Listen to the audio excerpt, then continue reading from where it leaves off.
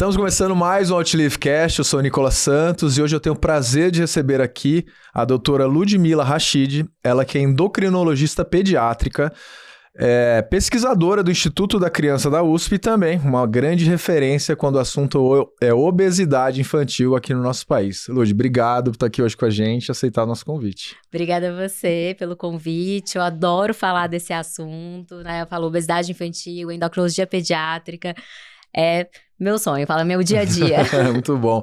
Eu queria, antes de entrar nos temas mais específicos, eu queria que você contasse um pouco da sua história na medicina e também por que você escolheu essa área. Vamos lá. Ser médica eu sempre quis desde pequena, né? É uma coisa que eu falo, tem um livro que eu escrevi na primeira série e lá eu já colocava... Eu queria ser médica. Já queria ser médica.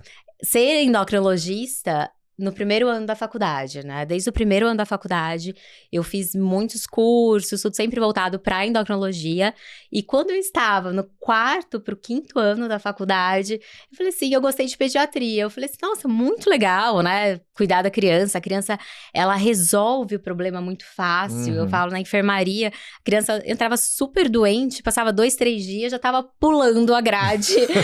Então, eu achei isso sensacional, né? Tá. Eu acho que é aquela coisa que você trata e resolve. Daí eu decidi fazer endocrinologia pediátrica por conta disso, né? Porque a endócrino nunca sai do coração. E hoje eu também faço a parte esportiva, que eu fiz uma pós-graduação em nutrição, fisiologia e metabolismo do exercício físico na USP Ribeirão. E daí eu associei... Eu sou de Ribeirão. Eu sou de lá. Então daí eu associei tudo isso pra tratar ali, né? Crianças, adolescentes. O coordenador lá é o Papote? Não. Não? Não. Eu conheço o Papote, ele tá na educação física, ele não tá... Acho que ele tá na educação física. Ah, mas legal demais. E o que te marcou mais nessa fase, assim, de especialização, cada vez mais se envolver? Então, endocrinologia de maneira geral, você entende muito. Aí você falou, nossa, mas eu quero pediatria. Foi essa parte, né, da criança melhorar muito rápido, né? Se você trata a criança, você vê o resultado, então você vai tratar a criança a respeito do crescimento, você faz o hormônio de crescimento, ela tem uma boa resposta, você bloqueia a puberdade, ela tem uma boa resposta, até mesmo o tratamento da obesidade infantil hoje, né, você consegue usar um arsenal ali de medicamentos e tem uma boa resposta, então isso é o que fez me apaixonar pela criança e pelo adolescente, né, essa rapidez que eles conseguem ali atingir o resultado diferente do adulto ou até mesmo do idoso. Tá. E hoje você está fazendo doutorado em obesidade infantil, que é um assunto super sério, né? Eu queria entender qual que é a realidade da obesidade infantil aqui no Brasil. As pessoas ainda acreditam, né, que é a questão da desnutrição, que o Brasil tem muita desnutrição, mas depende muito da área que você tá, né, do local que você está observando. O que a gente tem é que se nada for feito, né, em 2030, que tá logo ali, né, gente? 2030, né, a gente tá tropeçando em 2030, Sim, a gente tá a cada 10 crianças, 4 estarão acima do peso, com obesidade. Caramba. Então, é praticamente 50% da nossa população. Isso aqui no Brasil. E a nível mundial também mantendo essa proporção. Tá. Vão estar acima do peso. Então, essa preocupação que a gente tem que ter, né? Com a alimentação, nutrição, qualidade do sono, tem que vir desde cedo. Porque as nossas crianças já estão sendo impactadas pelos nossos hábitos de vida. Então, a gente tem que prestar muito bem atenção nisso. Então, você acha que no mundo moderno, assim, o ambiente, como os pais se alimentam, vai dormir 11 da noite, a criança também vai dormir 11 da noite... E aí produtividade na escola cai, memória, aprendizado, a alimentação fica mais ansiosa, telas também cada vez mais entrando naquele piloto automático. É a somatória de tudo e não só a qualidade do alimento que ela tem ali no dia a dia, né? Exatamente, né? A obesidade, ela tem diversos fatores que contribuem. Primeiro, a genética, né? Então, a genética, se você tem, né, pais que estão acima do peso. Então, seu pai e a mãe, 80% daquela criança ter obesidade pela parte genética. Tem um ambiente que a gente chama de ambiente obesogênico, né, que é um ambiente que favorece a obesidade, que é um ambiente rico em telas, né, pobre em frutas, verduras, legumes, então junta tudo, é um combinado de fatores, né, que predispõe ali a obesidade infantil. Você acha que o esporte é o primeiro passo aí para para combater a obesidade infantil? Sim. Com o esporte, eu falo muito isso para os meus pacientes, né, para os pais. Você coloca a criança no esporte, ela começa a ter um estilo de vida diferente, ela começa a viver aquilo, ela quer melhorar, né? Ah, eu quero melhorar meu tempo, eu quero, né, brincar mais, eu quero estar ali com os meus amigos e já sai ali da tela. Primeira coisa, você sai da tela.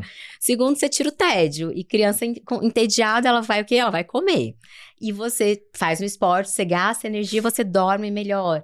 Então, junta, né, Val? Tudo, né? E um bom hábito ancora outros bons hábitos, né? Uhum. É isso que você falou, é verdade. Eu noto, assim, meu filho, ele tá com 9 anos, e assim, ele fala, tô entediado. Eu falei, cara, na minha idade, eu não tinha lida com tédio, né? É importante você lidar com tédio, né? E hoje em dia a velocidade, a iPad, sempre informação, e cada vez mais acontece isso. Ele não foi pra comida, mas é uma briga também em casa. Essa questão da tela, de ter que, sabe, não tem paciência assistir um filme de 1 hora, não tem paciência, já não gostei do filme, porque tá querendo informação, dopamina o tempo todo, Sim. né? As crianças hoje, elas não dão conta de assistir os nossos filmes da Disney, por exemplo, Branca de Neve, não. Porque a quantidade de flashes que tem por minuto é muito pequena. Hoje eles precisam de muitos flashes, isso é muito prejudicial, né? Sim. Tem um estudo científico que saiu agora, foi publicado bem recente, com 10.500 adolescentes que ganharam celular com 12 anos de idade. E fizeram outro grupo, tipo, de adolescentes que não ganharam celular com 12 anos de idade. Então, pra você ter uma noção, assim, da idade. E viram que as crianças que ganharam celular com 12 anos de idade têm maior índice de obesidade, depressão, né, e ansiedade.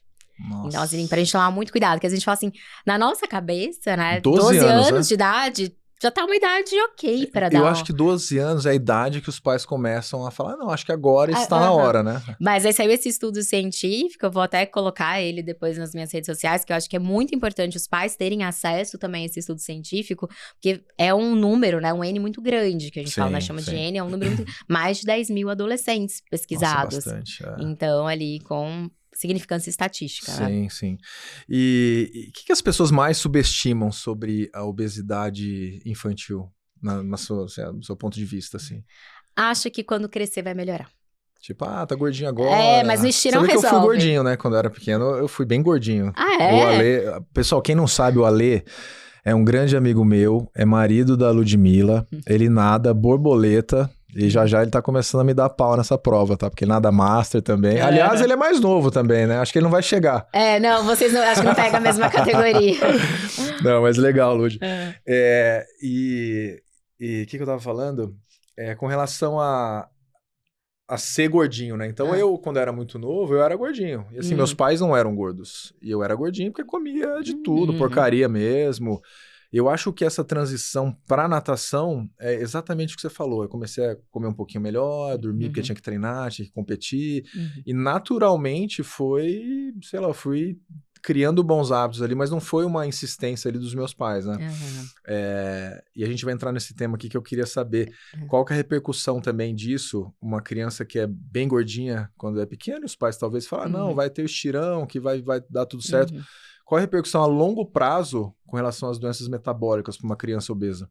A criança com obesidade, ela, em curto prazo, ela já começa a ter repercussão. A gente tem um estudo mostrando, por exemplo, a saúde cardíaca dessa criança. A gente tem criança com 8, 9 anos de idade, já com a alteração da estrutura do músculo cardíaco por estar acima do peso. Nossa. Então, a gente acha que a repercussão vai vir, quando tiver 30, 40 anos. Não, é agora.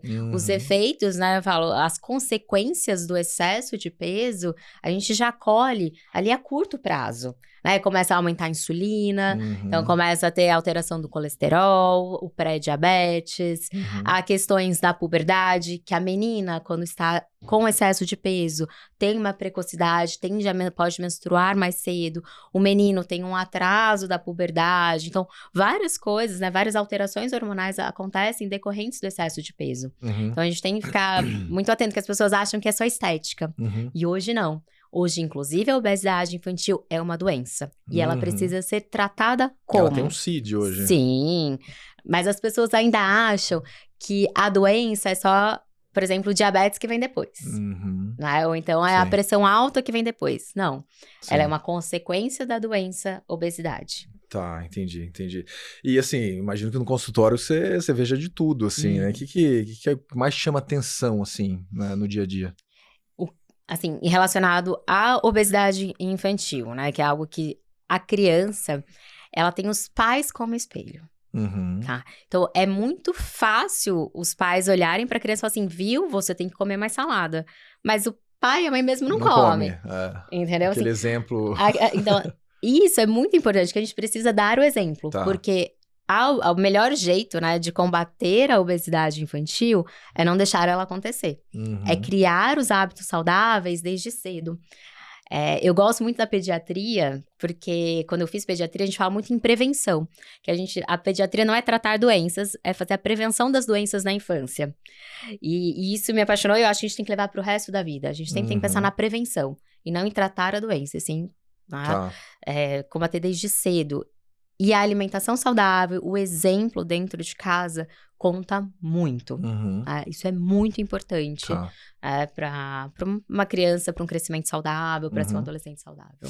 E existe uma diferença entre uma criança obesa e aquele adulto? Eu vou falar de atleta aqui porque é um tema que me chama bastante atenção. Então, o atleta infantil, né? Um adolescente obeso e um adulto que ele encerra a carreira e de repente fica com 130, 140 quilos, existe uma diferença? Existe, porque é até mesmo a questão da programação metabólica que a gente tem. Né? A criança com, né, o jovem, né, o adolescente com obesidade, ele já está sofrendo, né, as consequências, que a gente tem um termo que chama glico-lipotoxicidade, que é o excesso tanto da parte, né, de gordura quanto da parte de glicose, que influencia, atravessa ali a barreira cerebral, né, influencia ali na formação mesmo, o nosso centro da fome, da saciedade, então tudo isso começa a ter essas modificações e até morte dos neurônios desde cedo. Então, quanto mais tempo você é exposto, né, à obesidade, essa glicolipotoxicidade, né, mais difícil é o tratamento da obesidade. Fica aquele efeito sanfona, né? Aquele cara que não consegue, né? E daí, quando você pensa num atleta, né, que sempre treinou muito, né, que nunca teve o problema, né, com a obesidade, e o que aconteceu ali? É que ele tinha uma taxa metabólica basal extremamente alta, né, de consumir às vezes ali no basal, gente, o basal é o mínimo de calorias que a pessoa precisa para viver. Então, o atleta, eu faço a calorimetria indireta no consultório, eu tenho um atleta de vôlei que o basal dele é 4.700 calorias. Nossa, é coisa, hein? Ele é do centro Aí olímpico. ele para de treinar e continua, né? Só que daí você para de treinar, a fome continua, mas seu gasto energético não é o mesmo. Entendi. Então, eu falo assim, pra vocês, né, que tinham um ritmo de treinamento extremamente intenso, quando diminui, a primeira coisa que tem que ver é que diminuiu ali a parte metabólica, precisa ter um equilíbrio, né? Precisa tomar cuidado com a quantidade, porque a qualidade nunca foi um problema, né? Sim, então. Entendi. Agora, um tema assim que eu acho que gera muitas dúvidas, né, entre os pais, quais são os sinais de alerta quando falamos em crescimento? O que o pai precisa prestar atenção? Seja desenvolvimento precoce ou tardio, o que ele tem que ficar alerta ali? Altura, desenvolvimento, IMC? É um conjunto, né? O crescimento ele não vem sozinho. Primeiro, 80% do crescimento tem origem genética. Tá. Então, para você ver o quanto o seu filho vai atingir do crescimento, tem uma conta simples que eu vou ensinar para vocês, que é a altura do pai, mais a altura da mãe, mais 13 se for do sexo masculino, menos 13 se for do sexo feminino, dividido por 2. Então, ali você tem um número que é mais ou menos a média da estatura final, podendo ficar até 8 centímetros acima, como 8 centímetros abaixo. Então, só para vocês terem uma ideia mais ou menos ali como calcular a estatura-alvo. Só que o que depende? Depende da idade óssea. Né? E a idade óssea, quem comanda mais ou menos a idade óssea? A puberdade. Tá. Então, por exemplo, é uma menina, começou o broto mamário. Eita, tem que ficar atenta. Que a partir do momento que tem o broto mamário, conta mais ou menos 2 anos a 2 anos e meio pra ter a primeira menstruação. Né? E vai ter o estirão ali já naquele período. Tá. O menino, o que marca o início da puberdade no sexo masculino é o aumento do volume testicular. Que é mais difícil dos pais perceberem como um todo. A menina é clássico, né? Começa a colocar a roupinha do uniforme. Começa a marcar, o menino não. E o menino é mais tímido. Tá. Mas é o aumento do volume testicular. Então, iniciou a puberdade. Tá. Obrigatoriamente tem que ser após os 9 anos. Antes disso, precoce. Da menina, 8 anos. Tá. Antes dos 8 anos, puberdade precoce, precisamos de uma avaliação. Então, junta tudo isso, né? A parte genética, a parte nutricional que conta, questão do sono e os hormônios, né? Que a gente precisa ver se estão todos em dia para garantir um crescimento ali saudável. E a puberdade precoce, ela tem aumentado? Tem. Ou não? E por que isso tem acontecido? Primeiro que tem algo que é como se fosse do tempo mesmo, cada vez mais as meninas estão menstruando mais cedo. Se você olhar antigamente, né, as nossas avós, né, que os nossos avós menstruavam com quanto? 15, 16 anos, daí na faixa etária, né, dos nossos pais, lá por volta de 12, 13, e agora a gente já considera normal, gente, por incrível que pareça, já considera normal ter uma primeira menstruação a partir dos 10 anos, que é muito cedo, Nossa, né? Pra criança é difícil É lidar muito com difícil isso lidar. muito cedo, né? Tanto que eu falo, é considerado normal no livro, né? Mas a gente preza para que isso aconteça por volta de 11, 12 anos, quando já tem ali alguma maturidade. Tá. E a gente tem hoje os disruptores endócrinos. Tá. Os famosos disruptores endócrinos, né? Que são substâncias que alteram a produção hormonal, que podem gerar essa precocidade. E nas meninas, o que é o pior que a gente vê? Os parabenos, os conservantes estabilizantes das maquiagens. Ah, isso shampoo, tem um impacto também? Tem um impacto. Mas o que a gente não sabe? Cada organismo tem uma quantidade de... tolera certa quantidade. Entendi. Então, para algumas pessoas que usam maquiagem pode não acontecer nada, para outras que usam, né? As meninas hoje em dia estão usando maquiagem super cedo, né? Não, elas ganham de presente, né? Quer infartar endócrino, dar maquiagem de presente para as crianças, Fica né? alerta aí, Por favor, gente, criança, né? Vamos deixar a criança ser criança, usar roupa larga, brincar, sujar. Porque agora eu vejo algumas vezes algumas crianças que estão com aquelas roupas todas apertadas. Falei, gente, já vai perdendo a infância aí, né? Então, assim, tem que tomar cuidado com o plástico da água. Então, tem vários. A própria poluição é um disruptor endócrino, os agrotóxicos. Mas a gente sempre tem que prezar por tudo mais saudável possível, né? E cada coisa no seu tempo. Tá. Então, assim, agora uma pergunta pessoal. Hoje, meu filho tá com 9 anos, a gente tava falando aqui em off, ele tá, sei lá, 1,66 m, por aí ele tá super alto, com 9 anos. Como que eu consigo identificar se ele está com desenvolvimento precoce? E o que isso pode acontecer? Tem que fazer um tratamento, tem que fazer um teste? Como é que funciona? Tem a parte clínica, né, que é importante. Por exemplo, você vai ver, já tá com odor axilar, já tá com cheirinho debaixo do braço, já tá com os pelinhos, né? Como que tá ali o tamanho do testículo, o tamanho peniano, que tudo isso são marcadores ali do início da puberdade. No consultório, a gente faz avaliação hormonal pra ver como que tá e pede uma radiografia de mão e punho pra avaliação da idade óssea. Pra ver se ele é um maturador precoce ou um maturador tardio, a gente precisa dessa avaliação da idade óssea. Mas sempre fazer aquela conta que você falou, pai, mãe, né? Perfeito. E no consultório, assim, você deve ter muitas famílias ansiosas, né? Preocupada com o desenvolvimento das crianças e tudo mais. Agora é um assunto bem delicado, assim, já falar das canetas emagrecedoras, análogos de GLP-1, tirzepatida, enfim, todas as outras drogas aí que estão presentes hoje, né?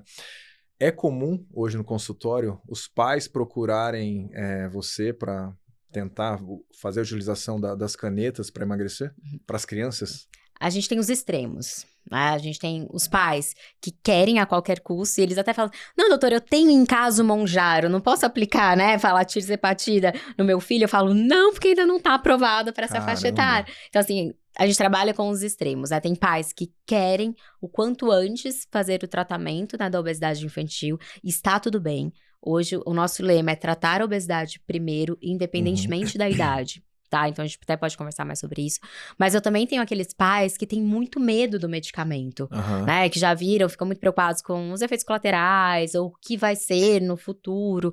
Então, a gente tem que trabalhar ali com esses dois extremos, né? As pessoas que querem já o primeiro medicamento mais falado para o filho, e outros que ainda querem aquela tentativa da dieta, do exercício físico, e muitas vezes a criança com obesidade que é o primeiro grave. Passo, né? Sempre. Né? A dieta e o exercício físico, ela não, né, o medicamento não vai excluir a mudança do estilo de vida, mas o medicamento ajuda a criança, né, a aderir à mudança do estilo de vida. Então, a gente já coloca os dois Antes a gente ainda pensava, né, em 6 meses de dieta, exercício físico, para avaliar como vai ser a resposta. Hoje em dia, não. Hoje em dia, a gente não tem mais essa inércia terapêutica. Uhum. A gente tem, claro, isso é um trabalho, né, convencer o pai e tudo, para entrar com medicamento, para auxiliar, para tentar ali, estabilizar aquele peso o quanto antes. Uhum. E falando um pouquinho de sono, né? Então pega um adulto jovem, assim, que dorme de 7 a 9 horas, de 7 a 8 horas, um adolescente tem que dormir um pouco mais. Isso é uma investigação que você faz também com os pais para entender, porque às vezes a criança dorme no horário dos pais, né? Então o pai vai dormir às 11 horas, acaba dormindo às 11 horas, e fica aquele ciclo que é mais para um adulto, né? Isso eu imagino que tem um impacto gigantesco também, né? Sim. A consulta é baseada em praticamente, né, alimentação. Os pilares, né? Sim. Tá. Alimentação, esporte e qualidade do sono. Né? Tá. Não tem como fugir dessas 3 perguntas, né? Como que é a rotina alimentar, como que é a rotina da prática esportiva e como que é o sono dessa criança, né? Qualidade do sono também, porque às vezes não é só a quantidade de horas que essa criança dorme, mas ela dorme bem, desperta à noite, ronca, e isso é fundamental. Durante o sono, a gente reequilibra os nossos hormônios, né? A gente recarrega a nossa bateria. E o hormônio de crescimento, ele é produzido no período noturno. Sim. Não tem como, então você precisa dormir bem para crescer bem. Sim, sim. E com relação às telas, quando a gente fala em metabolismo das crianças, apetite também, a gente vê as crianças lá cada vez mais no piloto automático, comendo, de repente para, nossa, acabou a comida. Isso já aconteceu em casa, um amiguinho do meu filho, ele ficou no iPad, ele comeu, falou, tio, quero mais um prato. Aí eu falei, não, tá bom, fui lá, serviu um outro prato para ele, continuou, ele comeu 3 pratos. E acho que ele nem percebeu que ele tinha comido 3 pratos. Os meninos já estavam assistindo TV. Então, assim, os pais têm que ficar alertas também com relação a isso, né? Isso muda o metabolismo da criança, né? Muito. Tanto para não praticar uma atividade física, ir para a tela, e também esse piloto automático e cada vez mais, sei lá, assistindo filme não, joguinhos online e tudo mais, e fica ali inserido. E eles gostam, né, do que fica... Eles só ficam passando o dedo, né? Então, os primeiros 3 segundos, eles vão passando o dedo. A primeira regra, 0 tela na hora da refeição. Então, tanto para quem, gente, tá ali buscando, né, fazendo tratamento da obesidade infantil, quanto para qualquer criança e adulto. A gente tá falando de criança, é o espelhamento mas ali, essa né? regra Sim, também vale para legal. adulto. Quantas vezes o adulto não tá lá passando o dedo e quando vê, nem prestou atenção no sabor da comida. Sim. Então, tela proibido durante as refeições. Tá, caramba. Então, que tela loucura. 0 tela durante as refeições. A gente tem a quantidade de horas de tela permitida por dia. Então, por exemplo, um adolescente, a gente libera até 2 horas de tela. Só que tela é computador, videogame, iPad, assim... É tudo, né? É tudo que é tela. Então, tem que ter essa rotina de colocar mesmo os horários para utilizar as telas. Isso diminui bastante. Só que a tela dá ansiedade, a tela desperta. Quanto mais tempo acordado, maior a sua janela de exposição ao alimento também. Então, se você vai dormir às 11, você concorda que muitas vezes você precisa fazer uma ceia, porque você jantou às 7? Sim. Então, até isso, os estudos mostram, né?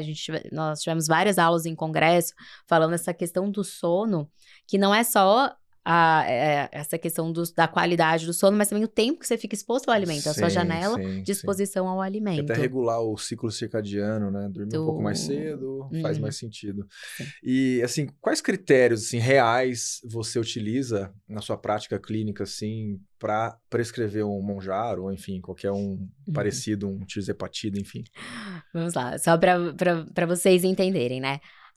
Os análogos de GLP-1, que são as canetas, tá? Que é a semaglutida, que é o Wegovy, né? E assim como a liraglutida, né? Que é o Saxenda, eles já estão liberados em bula para crianças maiores de 12 anos, tá? O Mounjaro, que é a tirzepatida, não está liberado ainda para criança e adolescente, só acima de 18 anos, certo? Antes dos 12 anos, a gente já tem vários estudos científicos, inclusive um, né, que foi publicado lá nosso do HC, mostrando os benefícios para as crianças a partir de 6 anos de idade. Caramba, 6 anos. Sim, crianças com obesidade grave, tá?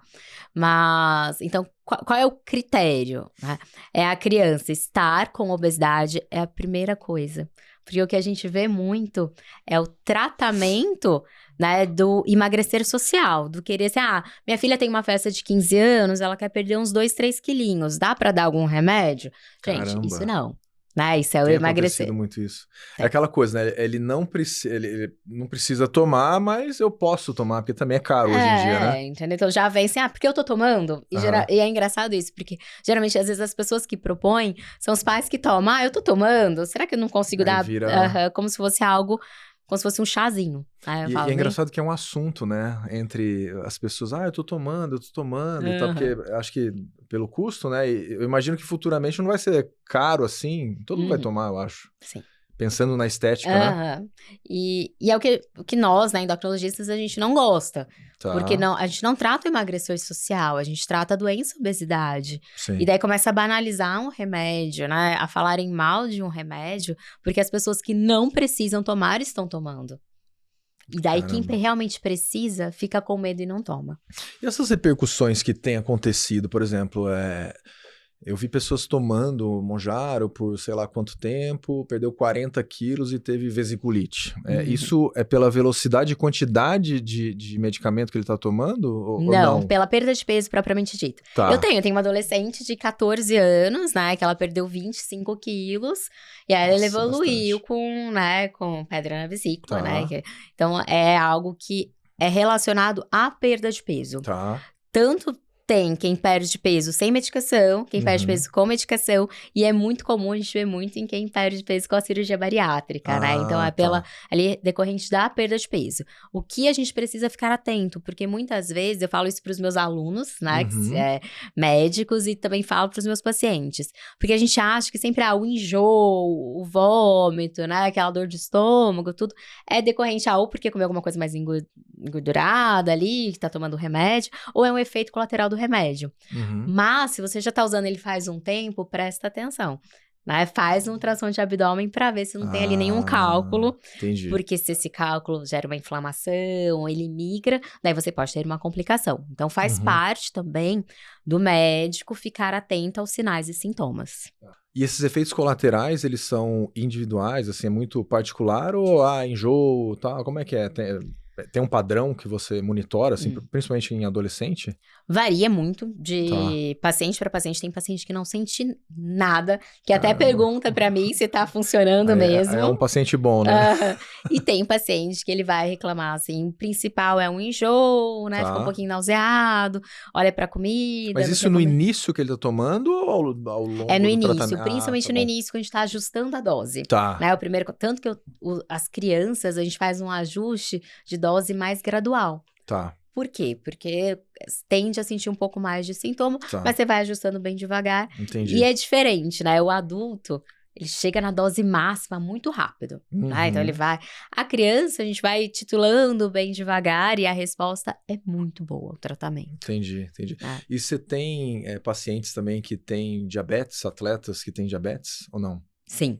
E é difícil lidar com a situação, porque ele tem competição, tem que tomar um gel. Como que é Sim. o dia a dia? Porque eu Na- imagino que deva ser bem difícil. Eu conheço dois Aham. atletas, né? Que um foi profissional, um mais novinho. Uhum. E eu vejo que hoje ele já consegue se virar muito bem, Uhum. mas nessa fase de adolescência, ele tá começando a ficar um adulto, eu imagino que no início deve ser muito difícil, né? É muito difícil, porque na adolescência, você já tem uma resistência insulínica fisiológica, né? Então, quando você usa, né, a insulina, você às vezes precisa de doses maiores, que faz parte, né, faz parte do metabolismo mesmo Tá. do adolescente, né? Precisar, às vezes, de doses mais altas ali da insulina. Uhum. Hoje, a gente tem a vantagem, né, de ter o Libre, né, que você faz ali a monitorização contínua de glicose. Tá. Você tem as bombas de insulina que você consegue ali fornecer para aquele Fica automático momento ali, né? automático, assim, para os momentos de treino, você consegue diminuir, né, a Aham. infusão, tudo. Então, tá cada vez mais personalizado o tratamento. E é Tá. sempre com uma boa nutricionista, né? Eu tenho uma Sim. nutricionista que ela é especializada em diabetes tipo 1, então assim, então você sempre tem ali todo esse conjunto, né? É um trabalho, eu falo, multidisciplinar para Sim, tratar esse sim. atleta. Eu tenho um amigo que ele é diabético, ele tem um gel específico que ele toma e Uhum, tal, e o tempo todo ele monitora, mas assim, ele falou que no início, quando ele descobriu, foi bem no meio da pandemia. uhum. Ele achou que ele ia ter um negócio, sabe? Falou, cara, eu não sei o que está acontecendo comigo, começou a perder peso do nada. E hoje ele vive bem, né, com a diabetes. Imagino que principalmente para quem é muito novo, né? Eu tenho uma funcionária que a filha tem, e tem 10 anos. Poxa, direto ela falta no trabalho, porque a filha passou mal na escola, então é muito mais difícil controlar, né? O diabetes tipo 1, né, que é o diabetes insulino dependente, ele é mais comum realmente na infância, né, que é uma doença autoimune. Isso tem que ficar bem claro, a culpa não é dos pais porque deram doce pra criança, que eles vêm muito com essa culpa, tipo, meu filho tem diabetes porque, será que fui eu que errei na alimentação, alguma coisa? Não, é uma doença autoimune, né, teve a destruição ali das células pancreáticas. Então, é muito comum nessa faixa etária, né? Então, abre muito quadro, né, nessa faixa etária. E é complexo, porque você tem que a família e a criança entender e os cuidadores, né? Porque vai pra escola, vai fazer uma escolinha de futebol, então assim... mesmo na escola, o amiguinho tá comendo um doce, aí olha... tem que ter... É difícil ter esse controle, né? E deixa eu falar, agora entrando nesse assunto, só que falando de adultos, tá? Com relação à carência de nutrientes. A gente pega lá de micronutrientes, vitaminas, minerais. De fato, aquele paciente que está fazendo a utilização das canetas, ele tem uma carência nutricional? Sim. O que a gente sabe? Quando você tem uma dieta, né, às vezes abaixo de 1.500 calorias, você já não consegue atingir o consumo de todos os micronutrientes necessários. Isso é um fato. Então, todo mundo que come menos de 1.500 calorias, se não está suplementando, se não está de olho nos micronutrientes, precisam ficar atentos, porque você tem sim um déficit dos micronutrientes. A gente conta muito macronutriente, né? Carboidrato, gordura e proteína. Todo mundo fica de olho nos 3. Agora, os micronutrientes a gente esquece, né? Que é ferro, cálcio, magnésio, zinco. Então, tudo isso a gente fica de olho não só no atleta, mas na criança e nos pacientes que estão em dietas mais restritivas. Entendi. Então, um paciente que chega, já tem indicação para fazer a utilização das canetas, você já prescreve os micronutrientes. Sim. E mesmo porque a gente estava falando em off também, que a qualidade do solo, né, não é mais a mesma que antigamente, né? Antes a gente tinha, né, era um solo que era muito, não era tão desgastado, né? Hoje a gente tem todos os agrotóxicos, tem tudo que ali influencia nesse consumo. Outras coisas que a gente acaba consumindo mais ultraprocessado. Então, que também não tem os nutrientes todos ali. Então, é extremamente importante a gente ficar de olho nisso. Para crescimento, gente, ferro é extremamente importante. As pessoas esquecem, né, que a gente tem muita carência de ferro aqui no Brasil. O zinco, ele é extremamente magnésio importante. Também, o magnésio, o cálcio, porque tem uma onda ali de ninguém mais querer tomar leite, né? Achar que leite é inflamatório. Eu falo, leite só é inflamatório para quem realmente tem problema com leite. Se você não tem problema com leite, por favor, a gente forma a massa óssea até 21 anos de idade. Nossa. Se você não consome a quantidade de cálcio necessária até os seus 21 anos de idade, você já formou osso mais fraco. E é um alimento barato, né? No Brasil. Sim. Tá. E assim, você faz um teste específico com eles para personalizar a suplementação? Ou você tem não, esse suplemento que funciona bem para você? O que eu faço? A avaliação inicial, a gente pede, né, a dosagem dos micronutrientes, né, que são importantes, né, para o crescimento, para o atleta, tudo. Então, isso faz parte. Mas a gente gosta, por exemplo, dos suplementos que já tem ali, né, a combinação e fica algo mais fácil. Porque se você falar para um adolescente ou para um adulto jovem que ele tem que tomar 15 cápsulas no dia... É difícil, né? É difícil. E eu também não acho saudável, né? Se você conseguir colocar ali, né, num suplemento, tudo certinho, algo prático, rápido pro dia a dia, vale muito a pena. Mas tem que lembrar, né, dos micronutrientes, que as pessoas esquecem dos micronutrientes. E a longo prazo, então todo mundo tá nessa onda, né? Imagino que futuramente a gente não vai ver mais gordinho, né, andando na rua. Todo mundo já fala, agora tá mais barato, eu vou tomar e tudo mais. Esse uso... pensando de forma estética, sem ser um médico, né, clínica mesmo, existem repercussões negativas a longo prazo que vocês já estão pensando, vixe, lá na frente o bicho vai pegar? Vocês já estão pensando na classe médica? Sim. A obesidade é uma doença crônica. tem que entender isso, né? Que assim, quando o paciente ele tem obesidade, muitas vezes eles olham pra mim e falam assim, tá, mas quanto tempo eu vou usar essa caneta, né? Eu vou chamar de caneta, a gente não gosta muito de falar das canetas emagrecedoras, mas é como ficou popularizado. Popularmente falando, então, é mais fácil entender. A gente vai falar das canetas emagrecedoras. Então, quanto tempo eu vou usar o remédio? Depende. Eu falo que é uma consulta de cada vez. Então, o uso dessas canetas, elas obrigatoriamente precisam ser a longo prazo. Não dá pra achar, eu já tive paciente que você, eu tenho dinheiro pra usar pra 3 meses. Eu falo, então a gente nem vai começar. Por quê? Porque não é assim, não vai tem ser eficaz. não tem um prazo pra começar, prazo pra terminar. É igual os suplementos mesmo que a gente usa. Você não vai usar, tipo, por exemplo, né, o suplemento por só 2 meses. Não, é um tratamento contínuo, né? Você precisa daqueles nutrientes todos os dias. Da mesma forma, você precisa da medicação ali, da ação dela, diariamente. E as pessoas que usam, né, pro emagrecer social, elas fazem isso. Elas usam 2 meses, param. Emagreceu, para, só que acontece e volta. Emagreceu, para, volta. Aí tem que ficar nesse efeito que a gente chama de efeito sanfona. E daí começa a falar pro outro. Eu tô tomando, toda vez que eu tomo eu emagreço, mas agora, ó, ganho tudo de novo. Mas é porque você tá sem acompanhamento. Entendi. Você não tá fazendo a coisa da maneira correta, né? Então tem essa parte que é a nossa preocupação. Porque é uma doença crônica, não adianta você tomar, parar, que vai voltar. São poucos os que conseguem fazer a manutenção do peso perdido. Tanto que a gente não acabou com a obesidade, a gente aprendeu a controlar a obesidade. E aí vem um outro efeito colateral que é a perda de massa muscular, né? Que eu vi alguns estudos mostram até 40% de perda de massa. Eu imagino que se uma pessoa não tem um acompanhamento e fica nessa de faz um pouquinho, tira, faz um pouquinho, ele vai perdendo massa muscular ao longo do tempo e isso, depois para ganhar é mais difícil, não é? Sim, e é a massa muscular que manda ali nossa taxa metabólica basal, né? Então, o nosso metabolismo órgão metabólico super importante, né? Então, se você começa a perder músculo, você vai cair ali o seu metabolismo, tem que tomar muito cuidado. Isso é importante, qualquer dieta, né? Ela vai ter a perda de massa muscular, ponto. O que a gente precisa ter é um acompanhamento, né, médico e nutricional. Então, precisa ali do nutricionista junto com a gente para calcular a quantidade de proteína da dieta, né, e, né, de um educador físico, um fisioterapeuta, tudo para prescrição de um treino adequado. Então, a gente precisa desse conjunto pensando em tratamento da obesidade, até mesmo para fazer uma manutenção do peso perdido a longo prazo. Imagino que seja difícil, né? Ele fazendo o tratamento e conseguir comer e ao mesmo tempo manter né, o peso. Eu vi alguns estudos nos Estados Unidos que eles estavam fazendo microdoses de análogos de GLP-1 e que a perda muscular era praticamente zero. Só que é um tratamento muito lento, bem a longo prazo, né? Eu imagino que a velocidade que você também acaba utilizando dentro do tratamento, você perde muito mais rápido, né?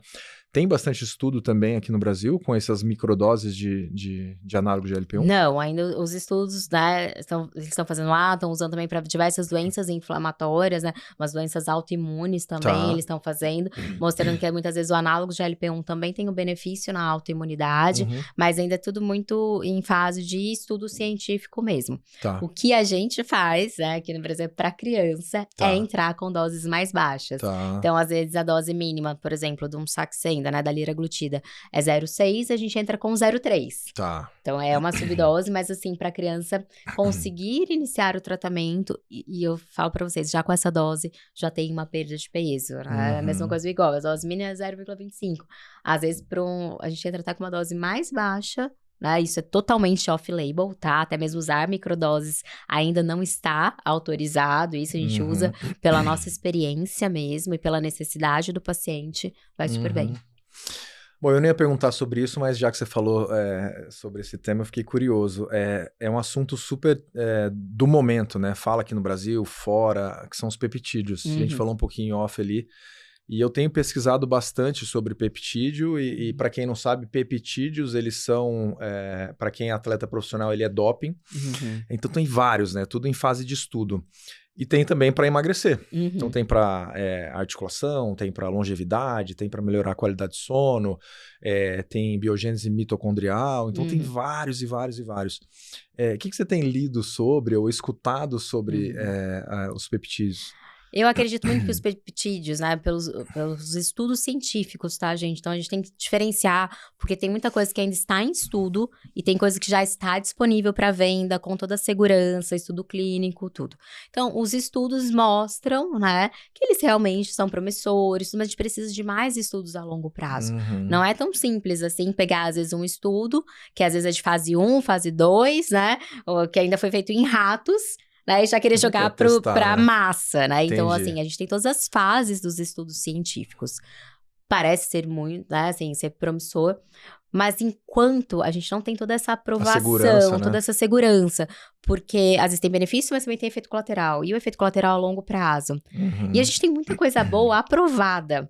Então, vamos utilizar o que nós temos aprovado, né? Assim, com toda a segurança, eficácia, estudo clínico, randomizado, duplo cego, né? Toda essa parte que eu sou pesquisadora, então essa parte eu sou muito científica, então a gente vai usar aquilo que está aprovado, que tem bons resultados, e caso, né, o paciente não responda, tudo, ele pode ser um candidato, né, para um estudo clínico. Tá, entendi. Então, assim, e a gente não faz pesquisa em consultório. A gente faz pesquisa em hospital de pesquisa. Tá, entendi. E pra gente ir pros finalmente aqui, Lúdia, eu queria que você mandasse uma mensagem, que fosse um alerta também pros pais que estão identificando alguma diferença de um filho, que talvez tenha uma obesidade ou um desenvolvimento precoce, ou enfim, que você mandasse uma mensagem para esses pais. Tanto para o crescimento, quanto para o tratamento de puberdade, da obesidade, a gente tem uma janela de oportunidade, tá? E a gente não pode perder essa janela de oportunidade de atuação. O crescimento, a gente consegue atuar, né, até 16 anos da idade óssea no menino e até 15 anos da idade óssea na menina. Depois disso, acabou o crescimento. Então, a gente precisa desenvolver precoce. Segurar uma menstruação precoce também tem momento específico. Então, se a gente começa a perder o time, né, não procurar uma ajuda o quanto antes, você pode perder a chance do tratamento. Então, percebe alguma coisa diferente? Eu falo, só pai e mãe sabe se tá indo tudo bem ou não. Eu falo que pai e mãe tem um feeling, que às vezes tá todo mundo falando que tá tudo bem, mas ele sente que não tá tudo bem. Então, se você tem esse, né, eu falo, esse sentimento de achar que tem algo, né, que tá acontecendo, procura ajuda. Procura ajuda o quanto antes, porque você pode, né, tá ali perdendo uma janela de oportunidade de tratamento. E sempre, né, quando fala em obesidade infantil, tratar a obesidade primeiro e não as consequências decorrentes da obesidade. A gente precisa ficar atento, né, na alimentação das crianças, nos micronutrientes, né, nos macronutrientes, na qualidade de sono e no esporte. Criança precisa de movimento corporal. Muito bom, obrigado, viu? Eu queria deixar esse espaço aqui para você passar os seus contatos, onde você atende, suas redes sociais, esse espaço é seu, fica à vontade. Minha rede social é doutora Ludmila Rachid, é só vocês seguirem, eu vou colocar aqui certinho, porque o Ludmila tem demudo, 2 L's, meu pai dificultou ali o processo do meu nome, né? Então, mas eu deixo certinho, vocês podem me seguir, podem mandar as dúvidas de vocês, porque a gente conversou bastante de crescimento, puberdade, às vezes ficou alguma dúvida, pode perguntar, sempre sou super aberta a abrir lá as caixinhas de perguntas, a gente vai respondendo sempre, claro que possível, né? Não dá para fazer a consulta, atento tanto online quanto presencial. Então, às vezes as pessoas assim, Lúdia, dá pra fazer consulta online? Eu falo, não, só dá como, né, eu faço muitas consultas, atendo paciente fora do Brasil, tudo. A gente, né, tem todo esse acompanhamento. Atendo aqui em São Paulo, na Vila Clementino, né, no consultório Viana Fracino. Precisando de qualquer coisa, só entrar em contato. Fechado. E eu tô aqui para as dúvidas de vocês. Não, muito legal. Adorei o papo. Sim. Obrigado, viu? Obrigada a você mais uma vez pelo convite. Tá e ótimo. Até mais. Então é isso, pessoal. A gente fica por aqui. Não deixe de nos acompanhar no Spotify e também no YouTube. Até a próxima.